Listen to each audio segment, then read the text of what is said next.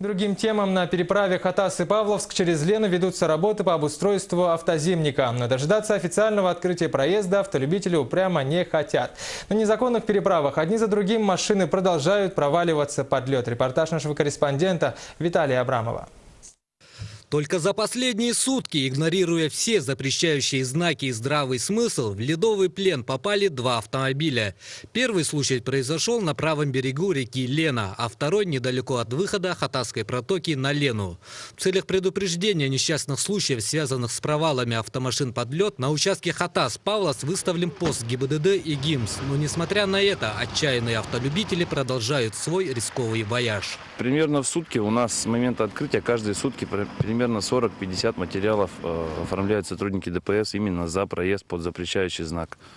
Но водители пытаются сейчас уходить от ответственности путем пробивания новых дорог, прокладывания, так скажем, несанкционированных разъездов. По планам, данная переправа должна была открыться сегодня, но природа преподносит свои коррективы. По нормативам для авто весом до 5 тонн нужна толщина льда 30 сантиметров, а измерения показывают только 21. Ну, все зависит от погоды, да?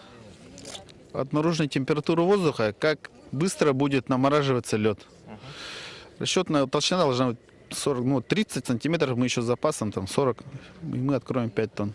Как говорят дорожники, до становления достаточно прочного льда потребуется еще как минимум неделя. А пока уже все подъездные пути проложены, ведутся чистовые работы. В районе, значит, 11-12 декабря, я думаю, если будет холодно, то в пределах 15 тонн мы сразу откроем. Но 10 это минимум будет. Ну и до Нового года 30 тонн. Все будет уже работать в полную нагрузку, эта переправа.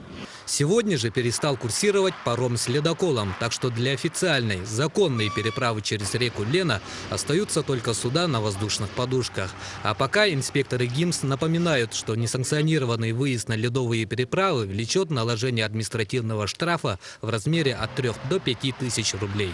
Виталий Абрамов, Дмитрий Сергучев, НВК «Саха», Европа.